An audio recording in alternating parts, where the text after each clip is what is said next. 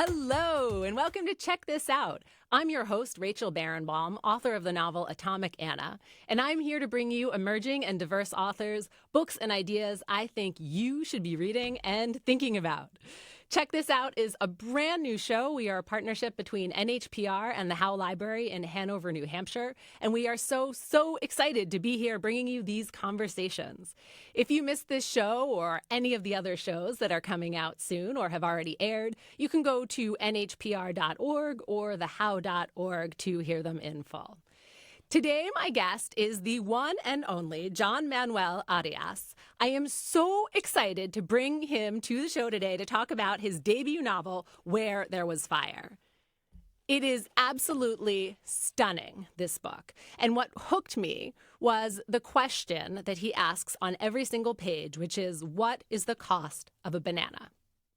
And I don't mean, the 19 cents that you might pay if you're at Trader Joe's, right? Or the 50 cents if you're somewhere else. I mean the actual cost to the person who lives at the plantation, to the country, right? That is harvesting, that is working to bring you these bananas. And often we'll just buy one quickly and think nothing of it. But if you read this book, Where There Was Fire, you will ask yourself the same question. What is the cost of a banana? And the answer is stunning and tragic and beautiful. And John tells it by taking us through 3 generations in Costa Rica. And he has a company called the American Fruit Company, which is sort of a stand-in for the early Chiquita banana. And he shows us just how that company came into Costa Rica and really took over with exploitative neocolonialism and the true cost on the country and to one family in particular that lived through this. So, John, thank you so much for joining me today. Rachel, thank you so much. Thank you, New Hampshire. Hello. This is my first time here in the state. Welcome. We're so happy to have you here. So I want to start off this conversation by asking you to talk a little bit about this history, this question of what is the cost of a banana and these banana republics that have really come up and grown out around Chiquita banana as an example. And we're not talking about this fancy store where you buy your pressed jeans and khakis, right? We're talking about the historical cost of a banana and banana republics. So can you set the scene for us and tell us about that history, please? So, one, it is bananas that company still has that name, has kept it for so long. But banana republics are smaller countries developing monocrop society, and they're easily manipulated by foreign interests. And that originally included Chiquita bananas. And Costa Rica is the first banana republic, actually. So the people suffered on slave-like plantations, manipulated government, elections, and complete domination. And that's what I wanted to portray with the American Fruit Company. Yeah. So the American Fruit Company in the book and in real life, right, the Chiquita Banana Company comes down to Costa Rica and they buy huge swaths of land and they basically turn them into slave plantations, right? And we call this, I guess, exploitative neocolonialism, which is a very hard word to say, hard expression to say because it is heavy, but also because of what it means. And I love that you touched on, you asked, why do we still have Banana Republic, the store? Can you believe they still have that name? I can't believe it. Yeah. So why is that unbelievable? Because it originally is a very racist term. It's collapsing a country into its ability to be manipulated. And it's also just awful because thousands upon hundreds of thousands of people have died, have been manipulated, like I said, and it at the very least insensitive, at the very most incredibly racist. Yeah. So can you tell us about these plantations, these Chiquita bananas or the American Fruit Company? They come into Costa Rica and what do they do? So they come in, they build a railroad or they build infrastructure that the country needs.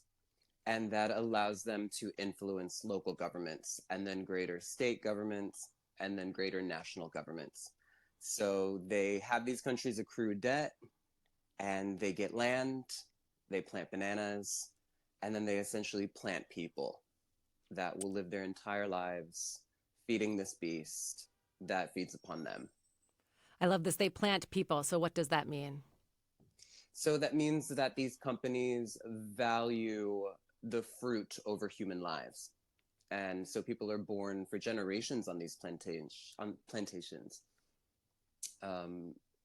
These companies own corner stores, general stores, liquor stores, cantinas, and they'll pay these workers in their own currency. And so that's what they will charge. It's essentially slave labor. And the workers at the plantations are working crazy long hours. They're giving their entire Absolutely. lives to the growth and the harvest of these bananas. So tell me about harvesting bananas. What is it like? Of course, so harvesting bananas is backbreaking labor. You are hacking constantly, you are carrying and lugging constantly, and you are consumed by the day. And there are many also sprayers that spray pesticides, and these pesticides are incredibly toxic to its people and to the water supply. It seeps in and it affects for generations. So it is just all-consumingly awful. And the people working on these plantations are not paid well. No, not at all. So, like I said a little earlier, these companies, what they used to do was they had their own currency. So they would have their own Chiquita dollars. And they could only spend these Chiquita dollars on local cantinas, general stores, et cetera, et cetera. So they were indentured laborers, essentially slaves. So one of the things that I was really impressed about when I was looking into this book, I read that you actually started writing this book while you were in America, but you are Costa Rican American, and you felt like the book wasn't really in, the feeling, the spirit of the book was not on the pages. And so you went to Costa Rica to live there with your grandmother so you could really feel it and you could get, right, sort of the blood into the pages and the feeling. And I love that you did that. Can you tell us about that journey? So after college, I finished here in New York City, and I didn't have a job, I didn't have an apartment, and I had no prospects. So I said, what am I going to do? I've been working on this novel for a bit. I'm going to move to Costa Rica. I'm going to live with my grandmother, who this novel is basically inspired by. And I had to live with her because I had to hear her stories. And I had to hear her stories every day. That's the only way that I could access the story. And it was so important to be there with her at her kitchen table, to learn about our family history, to learn about the blood of Costa Rican history as well. So I can't and couldn't really write this book without it being quote unquote authentic.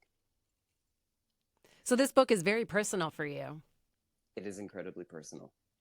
Can you talk to me about how personal to everyone in my family as well. So it is a particular generation, so a lot of my family that I know now have not really made the cut. But there are many of my grandmother's friends who inspired the book. She herself inspired the book. And I would watch these people for 4 years and the way that they interacted with each other. And there was this beauty of friendship, of sisterhood, of motherhood. And it was very particular. It's geographically and generationally different, which I thought was important to portray. Yeah. So you spent 4 years living there to write this book. Absolutely. And I always joke that I lived with 300 years of women because it was my grandmother and my 3 great aunts, and they were each 80 years old. So it was 300 years of stories and 300 years of idiosyncrasies and of affection and love and admiration. It was really, it's a once in a lifetime and also a very healing thing to be around your matrilineal heritage. So, John, we were just talking about the women, the 300 years of family history that are in this book. On every page, there are ghosts. Can you talk to me about ghosts in your family and in this book? Yeah, so while I lived in my grandmother's house, there were ghosts, and they particularly liked to annoy me. And I don't believe that ghosts are here to frighten us. They are here to just annoy us. Because what else are you going to do when you're dead? You're bored. And that's what the thing about these ghosts are too. They're bored. They're here to remind the living that there's really no difference between the two states. And that's what the ghosts were doing while I was there. They would wake me up in the middle of the night. You could see them in those like old school convicts TVs. You see the shadows flashing by. And so it's a little freaky, but mostly it just got on my nerves. I love that. So you took these ghosts that you were living with while you were with your grandmother, while you were writing this book, and you put ghosts into your novel where there was fire. Can you talk about the role of ghosts in the book? So ghosts in magical realism, which is the literary tradition that I write in, is different than horror ghosts. So ghosts in magical realism are here to help us uncover. They're here to remind us of things that we don't even really know. They are forgotten history, and not only forgotten history, but buried history. So they're coming up through the earth of this buriedness in order to get us to the truth. And sometimes that truth is that death isn't so bad, and sometimes ghosts are there to let us know that a plantation burned and that there's something underneath that. I love that. John, I would love to hear your voice and how you set up this novel. Could you read a little for us? It all began on a banana plantation owned by the American Fruit Company. From its cantina emerged a man as drunk as the father he was named after. He stumbled out into a mud-dirt road and swayed in the imaginary breeze only drunken men feel. He gripped something invisible, a bottle, a machete, and lumbered along La Guardia Railroad. The rails glittered in the moonlight, hypnotizing him. Over his slurred thoughts, a cool, rum-sweet voice persuaded him along, past wilting hibiscus bushes, past muggers and mongrels and Mother Superior, past shrieking ghosts tied tightly to the track like damsels in distress. This voice beckoned the man back to his home, a fragile little affluent neighborhood by the name of Barrio Avila. There, his family and neighbors were still stuck in dreams, oblivious to his pilgrimage. Just beautiful. So here we have the opening of the novel, and you've introduced us to the American Fruit Company. And the American Fruit Company dominates the main family that's in this book. And you have each sort of generation, each player works at a different level of this company. Can you talk about those three roles and the American Fruit Company in the novel? Absolutely. The protagonist's father worked as the head corporate lawyer, and he also had a secret position there that allowed him to have a lot of money. And Teresa, the protagonist, and her mother, Amarga, are used to this affluent lifestyle. But when he disappears, they fall into financial ruin. And Teresa meets this young, very handsome man who begins working on the banana plantation, but as a hacker. And he hacks bananas. And he is poor. And that tortures Amarga, Teresa's mother. But Teresa doesn't care about this class shift. And so there is constantly these class dynamics fighting against each other, all within the nucleus of this company. Yeah, so you really set up, right? We have the big American Fruit Company, right, as this big hulking player in this book. But then we also have the family. And we see both of them sort of fighting against each other and fighting for a place in Costa Rica and on your pages. I thought you just did that beautifully. Family is incredibly important in Costa Rica, in many societies, but in Costa Rica, it is the foundation, it's the bedrock of society. It's a very conservative idea. And this American Fruit Company is also a overwhelming bedrock of this community. And so to have these two dynamics, this corporate and this familial, fighting against each other, but also one being a shadow of the other, was a really interesting dynamic. And I wanted to see how that light of the family played with that shadow of the company. That's amazing. And also you introduced very early that play between light and dark. Of course, we have violence and we have murder and death. Can you talk about violence in the novel? I wanted to challenge Costa Rica's idea as the Switzerland of Central America, as an outside tourist destination where there is this myth of peace, but within, bubbling beneath the surface, is violence against women. And femicide is a very big issue that is not always addressed, and that feminists and women are always addressing and always protesting about. And I thought that was really important to the novel, to dispel this myth with the personal, and that there is violence in this country, and it is important to highlight it. I love that you brought up the women, because really this book tracks the story of the family through the women. And you start off in the very early pages and you write that women pick up the pieces. And you write, men are the devils and women are the saints. Every woman is born with a sharp machete inside her heart. She must learn to wield it to cut off men's tails. There's this violence, right? There's this matriarch at the center. There's a lot to unpack in that sentence. Can you talk to us about that? So this line comes from the protagonist's grandmother, born in the late 1800s, who is this sage, who is this witch, but it's tinged with internalized misogyny, that women are put on this earth to sanctify men. But she's identifying something very interesting, right? Which is this matrilineal power. And I thought it was very interesting for this character to instill this sense of machismo, but also strength, this contradictory human being and this contradictory statement. Yeah, I think that's great, because also we're really trying to, right, we're looking at these ghosts of the tales, the ghosts of the, pieces of the men, pieces of the family that's lost, and this idea that women are holding it together. And I love that. And I felt like I could picture you talking to your grandmother about this, and she's telling you across the table, it was the women that held us together when these, big fruit companies came and invaded our country.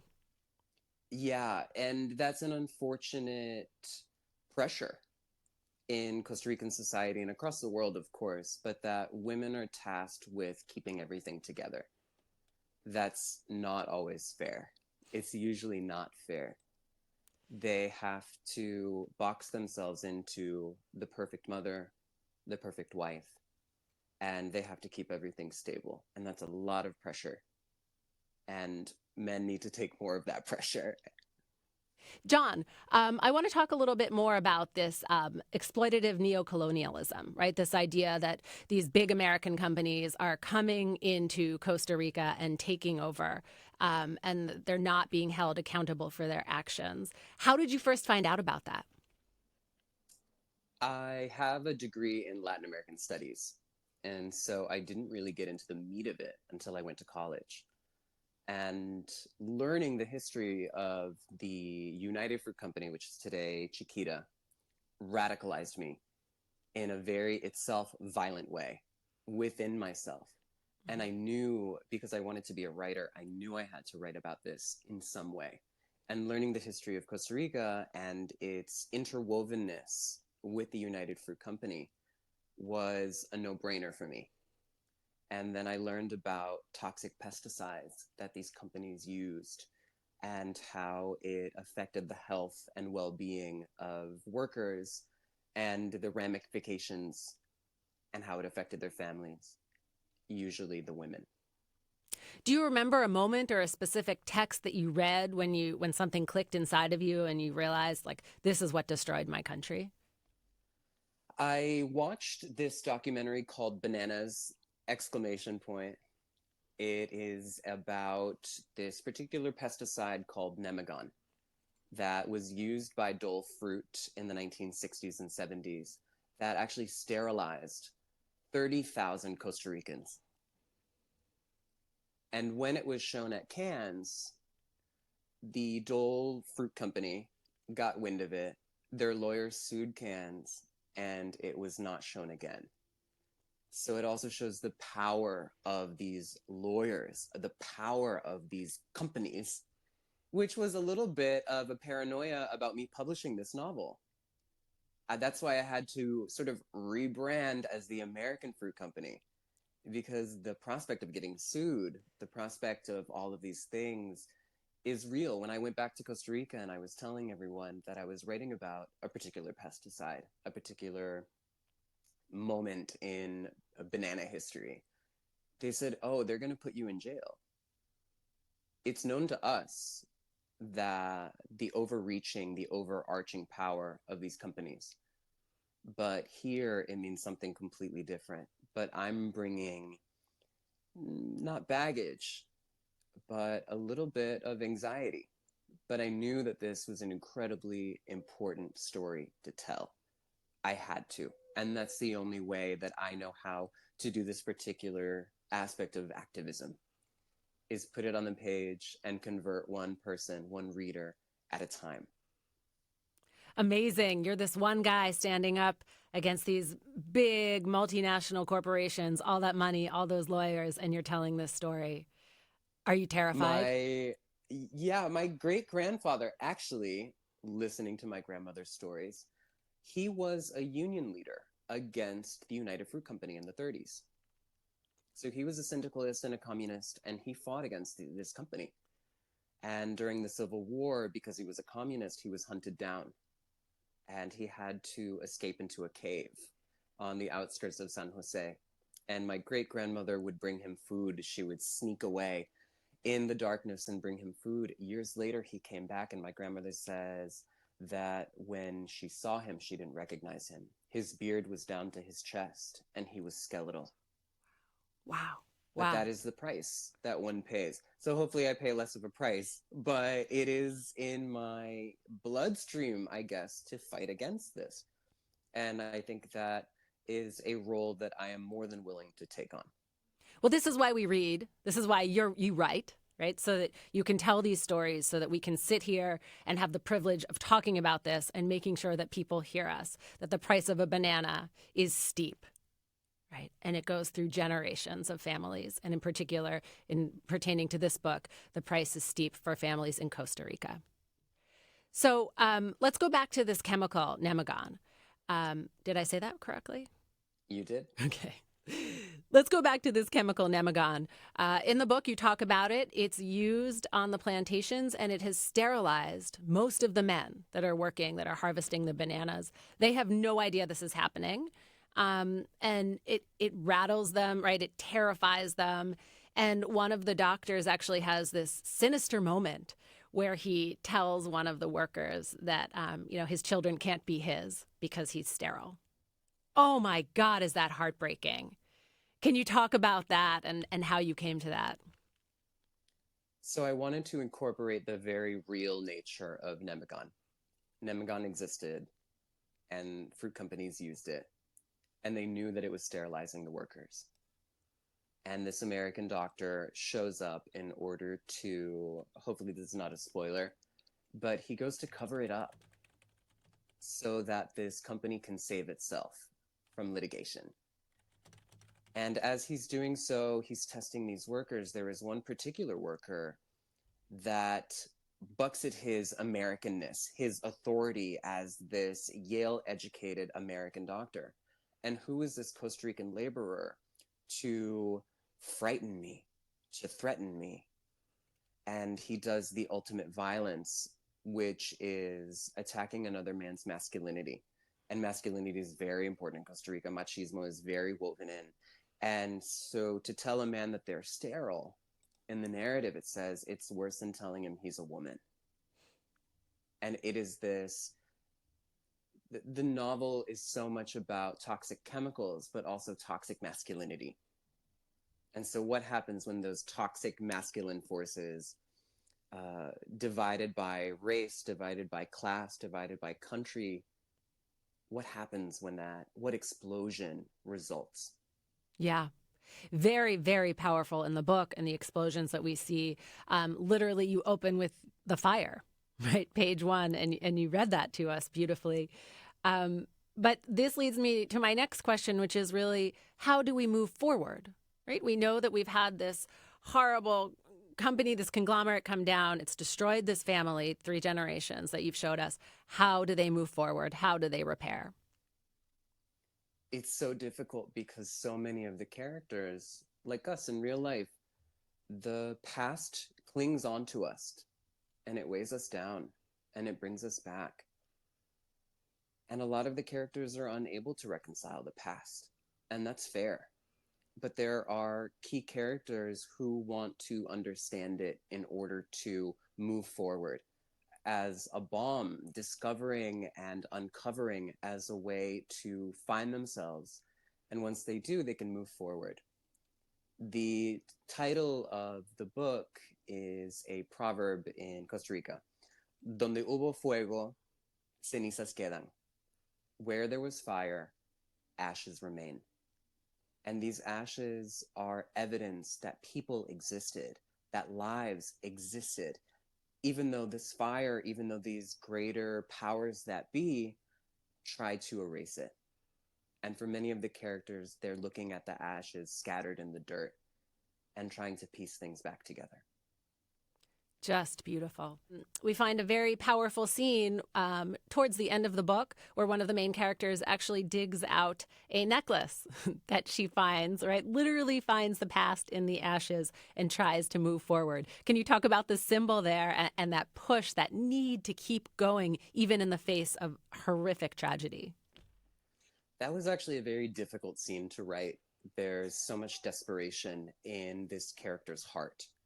And after a sort of vision, a suggestion, she realizes that this could be the truth. And she runs to this plantation while it's raining, and there's this patch of dry earth as if it was protected by divinity. And she digs and she digs and she digs and she yanks out this necklace that belonged to another character important to her. And it's as black as the dirt. And it's as hot as the night it had burned. It is the evidence that she needed to reconcile a disappearance as a death. Yeah, because you have 2 generations of father figures, the male, the patriarchs, disappear. And the women are left. And we, the reader, I, the reader, am thinking, what happened? Because you make it as plausible that they survived and, are hiding in a cave or that they were actually killed and they were murdered. So can you talk about that, right? These hanging over these ghosts and you're not sure if they're dead or alive. I thought it was really important to put the reader in the place of the women and their reaction to the disappearance of men and the violence that they caused beforehand and what it means that they are now disappeared. Do some of the women miss them? Are some of the women glad that they're gone? There is this scene where the protagonist's mother realizes that she and her daughter are stuck with each other. She hates her daughter because of her own self-hatred.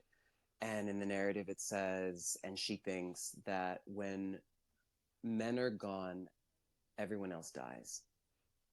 It's this really tragic reaction to being stuck with your daughter, to not having a husband anymore. And it's very intense. So allowing that vacuum of men and seeing how women react in a community way, how they hold each other, but also how they react to that vacuum, I thought was really important to highlight. Yeah. Because men also take up a lot of space. So what happens when they're not taking up that space? What are those dynamics like? Another dynamic that you explore just beautifully is from generation to generation, the matriarchs decide what information to share. They're not going to tell their daughters or grandchildren everything, right? They hold back. But we, the reader, get to see more. So we know some of what's being held back. How did you think about those decisions and what is carried forward? Costa Rica is a society of secrets because it is Catholic, and Catholic is a culture of secrets. And there is this pressure for families outside of the home to be perfect and for histories to be as perfect as possible, to be as pristine. So you hide those skeletons, you bury that dirt under the rug in order to protect what you think deserves protecting. And sometimes that is the reputation of someone who came before you or one's own reputation. And so what happens when these people keep secrets, but also what happens when this company keeps secrets? Who gets to keep the secrets and why do they get to do it? It's a great question. I mean, I think we all ask this every day of our lives, too. How much are we going to tell? What am I going to hold back? Maybe we don't use the word secret, but we certainly don't tell every detail, right, when we tell a story. So you put that on the page. Exactly. And I put that on the page because that is the way, like you just said, people are. It's important to have these characters as human as possible because they are. And they screw up. Even with the best intentions, they just mess up. And that's how I am. That's how you are. That's how everyone is. And that's what I think makes these characters sort of come alive, is how flawed they are. So in this book, you really lay out an amazing view into the horrific effects of the Chiquita Dole banana companies on Costa Rica. You lay bare the horrors that they, brought down upon Costa Ricans. And now we are looking back on that. How do you want us to remember that and talk about that going forward? I was asked this question, actually, and it was asked, what do you want readers to walk away with? Rage. I want readers to be angry that this happened to this family. And when they look at our actual history, that it happened to actual people. And to numb your teeth with rage and think about a way to tell the person next to you to maybe fight against it in your own way and help seek justice for those people who are still alive, who were affected. I think that's really, really, really important. So to walk away with the beauty of the book, I tried to make it as beautiful as possible, as ornate and attractive, but to walk away with that teeth-numbing rage like I did. Yeah. Wow. It just blew me away, right? This rage. You, in your bio, say that you have grown up with ghosts. Can you talk to us about the importance of ghosts in your life? So the ghosts surface most in my grandmother's house in Costa Rica. And so anyone who I have ever met and they have any sort of sensitivity are a little bit frightened by those contents of this house. And in my grandmother's house, 4 people died. And 4 people were born, including my father. And to have 4 births and 4 deaths opens this portal. It is an incredible energy. And what I realized is that this energy wasn't surrounding the house. It was surrounding my grandmother. Because it was her father who died, her husband who died, her mother, and her brother. Within 5 meters of each other. At different times. And these 4 children, including my father, were born in the same bed. Not 20 meters away from that. So it's really fascinating to see my grandmother amble throughout the house and to know that this intense energy is maybe emitting from her. But what happened is that these ghosts annoyed me. All they did was bother me. They would wake me up in the middle of the night. I would wake up cold because the sheets had been pulled off my bed and folded perfectly on the floor. Or I would see them at the end of my bed and lamps fall. My aunt says recently that she and her partner were asleep in bed, and in the darkness they heard 2 glasses clink together as if they were cheers. And this is just the thing that happens in this house. So it's a little intense, but I never felt threatened. So, of course, they're in the book, right? Because this book is so personal and there's so many pieces of you, including the ghosts. We also have forces of nature. There's a fire and there's a massive storm. And these all come together. And I felt like the embodiment of this was then these gigantic frogs. It was biblical proportions, right? We've got fire, rain, frogs. Can you talk about the frogs? Sure. The cane toad is a really interesting animal. So it is an apex predator, which is really funny to think of an amphibian as an apex predator. It is gigantic and it eats anything it can see, but it's also toxic. So predators don't prey upon it. And it's called a cane toad because it stalks plantations of sugarcane And and it eats pests. when you say gigantic, I mean, how big? You say it's a meter or So something, cane right? toads, they're one of the largest amphibians or toads or frogs, and they're about as big as my stretched out hand.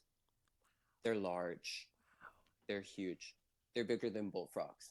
Wow. And so you can imagine this hideous, inflating, warty monster stalking plantations at night, eating pests that threaten crops, and is also toxic. So how does this toad become a metaphor for this poison that is protecting crops, that is toxic to man? And I thought that was this really interesting parallel. And it shows up, this cane toad appears to characters and it threatens them, but it also reveals the truth. Yeah. I love that you have the toads in there every time I saw them, right? I mean, we have bananas, toads, ghosts. And they're very intense, actually. If you listen to their song, if you listen to their croaking, it sounds demonic. And you hear it in the middle of the night, and it is as if the devil is singing. Wow, so it's part of very scary. It's part of why you needed to be in Costa Rica to write these pages, right? You needed to hear them so you could put them in the page for us. Yeah, if I wasn't there, I wouldn't have heard that sound. I wouldn't have been frightened in the night. Wow. And that I don't think that ever would have come up. Woven into the novel are these sort of dispatches that come from the American Fruit Company that the doctor sends or the chairman of the board sends to talk about nemagon, this horrific pesticide that's used on the bananas that is sterilizing the the workers on the plantation. And they're actually presented as typed up letters. They're in different font. They're separate from the rest of the book. How did you think about adding these into the novel? There's a wonderful book that came out of Duke University Press called Banana Wars, and it handles holistically the history of bananas in Latin America, economically, politically. And within those pages is an account by this American anthropologist who went to Costa Rica, who was living on this banana plantation, living with the workers, studying them, writing about them. So once these workers had become comfortable with him, a foreman said, "Oh, I have a box of something that might interest you." And the anthropologist opens this box, and there are 100 years of United Fruit Company memos. And you have orders of assassinations, you have tabs, you have influencing local elections, and it is in black and white, and it is in these people's voices. It is evidence. And I thought that was so important to have in the novel, that you have it from the horse's mouth. What is happening here? And also, I didn't want to saturate the narrative, because the narrative is about Costa Ricans. It is about Costa Rican lives and Costa Rican culture. I didn't want to dilute it with the talking about Americans. And I wanted it to be from the horse's mouth, so I interspersed it with these memos, where these men who think that no one else is listening are confessing to crimes. And there it is for the characters to discover that they're not crazy, that these things really did happen. Wow. I mean, it's bananas. This book is fiction, but it is so close to reality that it is terrifying. The more I hear you talking, the more I hear that it's based in truth. Just makes me love this book even more, because it is opening my eyes, right, to things that I'm not thinking about every day, and we should be thinking about and we should be talking about. So, John, every bio that I read about you says you are a queer Costa Rican American poet and writer. And yet in the novel, we only see one very brief queer interlude, right? We see Hector very briefly, and then he suffers this horrific death. So I wanted to ask why? As a queer author, queerness is woven into the book. So, and what is queerness? It is a critique of toxic masculinity and machismo. It is feminism. And it's not just queer characters, but even in the undercurrent with the women, there is this connection that sometimes is sapphic. And there is the character at the end who is so concerned and so interested in his matrilineal heritage and the vacuum that it leaves inside him, that what is femininity to him? What is femininity to his gender? And so all aspects of the book, I think, from what I can see and what I tried to do, is queer. I'm guessing there are probably lots of reasons people might look at this book and think that they should ban it in some parts of America. Has this come up at all? Do you know if this book is banned anywhere? No, not at all. I don't think as many people have read it as possible for it to be as scandalous to be banned. But hopefully soon. Hopefully, why not, right? This is a book that is banned by conservatives. Means that it's important. Means that it's revealing something that shatters their idea of a perfect country. And I want that. I wanted to do that from the very beginning. I want young people, I want high schoolers to access this book and to radicalize them. I think that is so important because I read Edwidge Danticat, I read Toni Morrison when I was that age, Zora Neale Hurston, and these texts radicalized me. And that is so, so important to start early. Why not? So there's a lot of Spanish in this book. You were in Costa Rica when you were writing this. Obviously, you're writing in English. How do the two languages play against each other as you're writing, as you're thinking about these characters? So it's funny because I wasn't thinking about them fighting against each other. So I knew that I was writing a book set in Costa Rica with Costa Rican characters. But it just happens to be written in English because that is where my mastery is. I cannot write at this level in Spanish.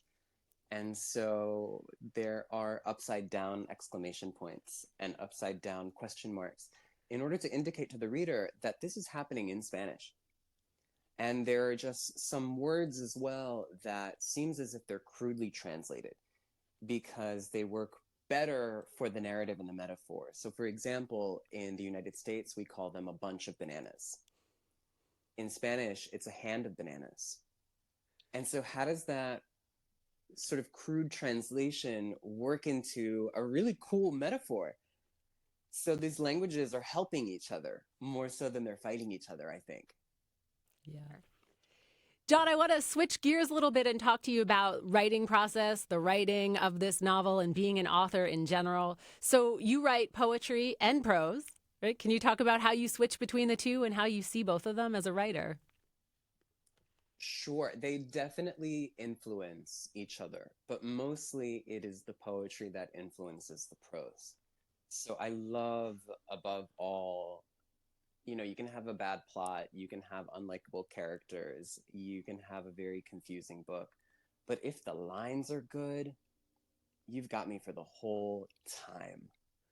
And that's really what I wanted as well. I wanted to have a book that was undeniably beautiful on the page. And poetry, very luckily, I came to it very early in my career. So around 18 or 19. I began hanging out with poets.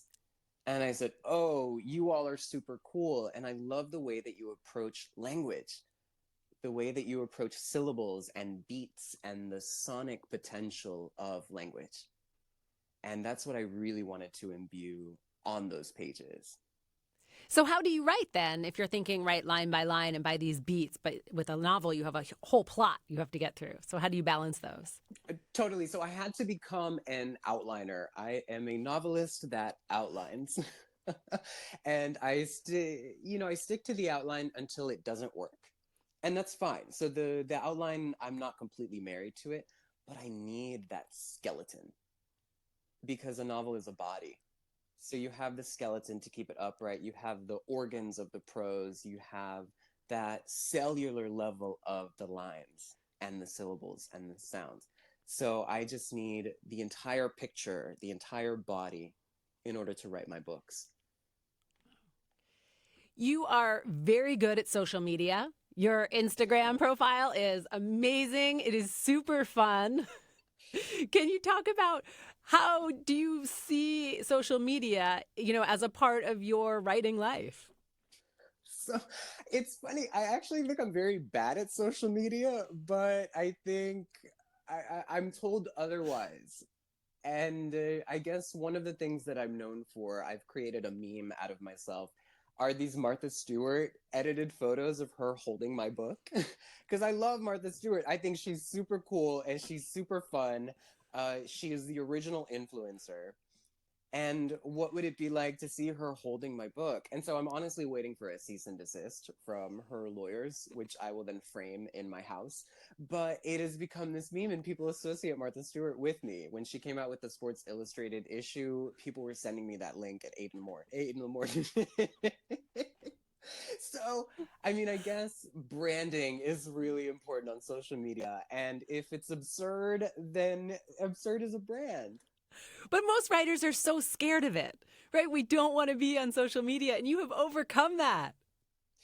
it's it's a really fun thing if you treat it as if you're talking to your friends. If you're just tweeting or posting for your friends, someone's gonna think you're funny outside of that. And I love comedy. I love being funny or laughing. I think laughing is the most important thing for me. And also with the book, I tried to imbue that as well.